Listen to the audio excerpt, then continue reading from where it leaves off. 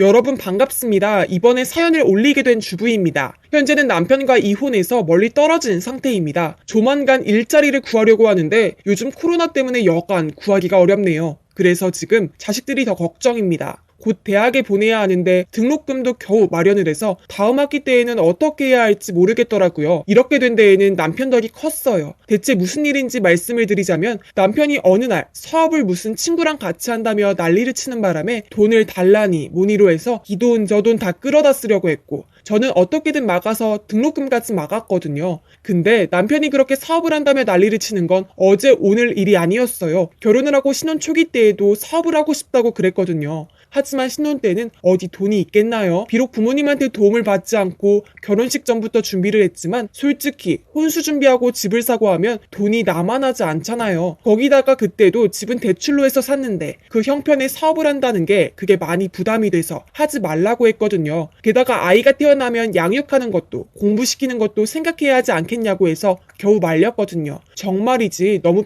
피곤하겠더라고요. 게다가 그 뒤로도 계속해서 사업 이야기를 하더라고요. 하루는 남편하고 제가 주말에 산책을 하는데 어느 식당에서 개점을 하는 것 보고 남편이 하는 말이 나 왕년에 군대에서 요리왕 누구라고 불렸는데 여보 나 요리하면 저 집보다 더 잘하지 않겠어? 식당 차리면 재밌지 않을까? 하고 말해서 어림도 없는 소리라고 단호하게 말한 적이 있어요. 진짜 이 인간은 틈만 나면 이란 이야기를 해서 방심을 할 수가 없었어요. 그리고 식당 쪽에서 한마디를 더 하자면 제 동생이 식당을 하다가 망해서 특히나 잘 알았거든요. 제 동생은 요리학교에 나오고 어디 유명한 레스토랑에서 나름 이름을 날린 요리사, 그러니까 그 셰프인가 하는 사람 밑에서 일하고 그렇게 빡세게 일하고 나름 요리 경력을 쌓고 있는데도 식당을 차리는데도 결국에는 망해서 한동안 집에서 한 소리를 자주 들을 정도로 힘들게 살았던 적이 있었어요. 그것도 준비도 없이 요리 실력으로만 덤빈 게 아니냐고 할 텐데 아니에요. 식당을 차린다고 얼마나 자료 조사를 하고 그랬는데요. 주변 상권부터 살핀다고 여기저기 돌아다니고 위치가 어디로 해야 할지, 사람 이동이 어떤지, 또 사람들이 주로 어떤 음식을 원하는지 다 살피고 그랬어요. 심지어 식당들이 스파이가 아닌가 의심할 정도로 이 식당 저 식당 돌아다니며 맛을 보고 그렇게 했는데도 식당이 망했어요. 음식 맛도 없는 게 아니었거든요. 저도 남편도 제 친구들도 사람들이 다 맛있다고 했는데도 주변에 더 잘 되는 식당들이 있어서인지 사람들이 상대적으로 동생이 일하는 곳으로 안 가더라고요. 결국엔 망해서 한동안 패닉에 빠지다가 자기 선배 도움으로 지금 선배 식당에서 자기 식당을 운영하는 곳보다 더 많은 돈을 벌고 있어요. 요리를 전문적으로 하는 사람도 힘들어서 식당을 차리는 게 힘들다고 하는데 겨우 군대에서 배운 요리 실력으로 한다는 게 말이 안 되잖아요. 물론 요리 실력이 없다는 건 아닌데 문제는 동생처럼 진지하게 고민을 하고 이리저리 조사하고 그러는 게 안 보여서 그런 거예요. 자기가 무슨 빌 게이츠인 줄 알아요. 그 왜 빌 게이츠가 하버드라는 유명한 대학 다니고도 결국은 자기가 좋아하는 컴퓨터를 위해 중퇴하고 마이크로소프트 회사를 차려서 성공했잖아요. 남편은 그걸 들먹이면서 자기도 그 정도는 된다고 착각에 빠진 양반이에요. 이는 남편의 형이 되시는 아주버님도 꿈도 적당히 꾸라고 늘 핀잔을 주고 그러세요. 아주버님은 빌 게이츠가 그 마이크로소프트 회사 세우기 전에 얼마나 많은 회사에서 일을 하고 상당히 많은 시행착오를 겪었는지 아느냐며 그렇게 노력을 한 적이 있냐고 뭐라 하셨어요.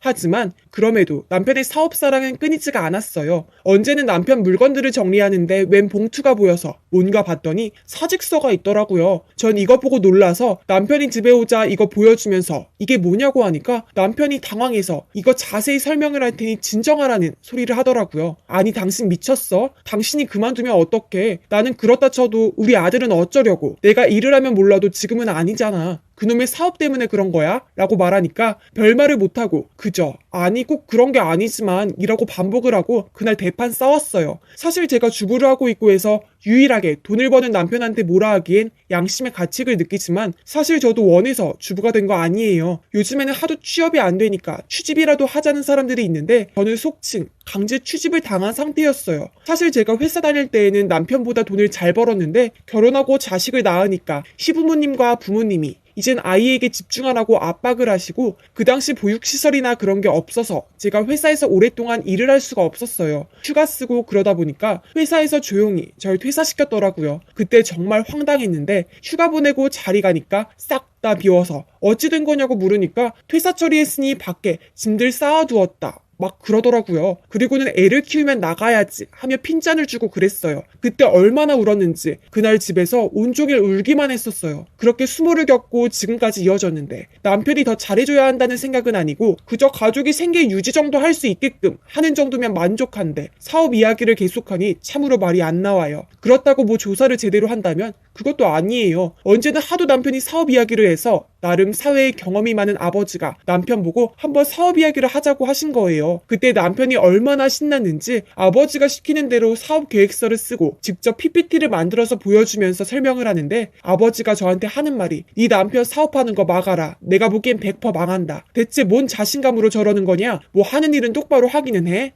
네, 사실 아버지가 말씀하신 대로 남편이 회사에서 그렇게 좋은 대우를 받진 못했어요. 일을 그렇게 잘하는 편이 아니었거든요. 그래서 늘 부장한테 까였다는 둥 막 그러는데 저도 직장 생활을 해서 어떤 상황인지 대충 알잖아요. 그냥 저 인간 실수해서 그런 거구나. 딱 감이 있잖아요. 딱 그거예요. 그래도 뭐 아주 패급은 아니라서 그럭저럭 유지되고 있지만 회사에도 겨우겨우 하는 인간이 사업을 한다는 게 여러분들이 생각해도 말이 안 되잖아요. 더군다나 가정이 있는데 무턱대고 새 출발을 하는 게 부담이 많이 크잖아요. 그러다가 결국은 일을 내고 말았어요. 어느 날 남편이 저한테 하고 싶은 말이 있다고 하는 거예요. 그때가 월요일 아침이라서 대체 이 인간이 회사를 안 가고 뭐하지? 했는데 자기가 회사에서 잘렸다고 하는 거예요. 아니 정확히는 자기 발로 나갔다고 하는데 정황상 보면 잘린 거였어요. 뭐 내용은 하도 밑에서 신입들이 치고 올라오고 남편은 거기에 부담이 된다고 생각했는지 퇴근하고 상사랑 단둘이서 이야기를 하다가 이렇게 되었다고 하는데 비록 퇴직금을 챙겼지만 당장의 앞일이 걱정이 되었어요.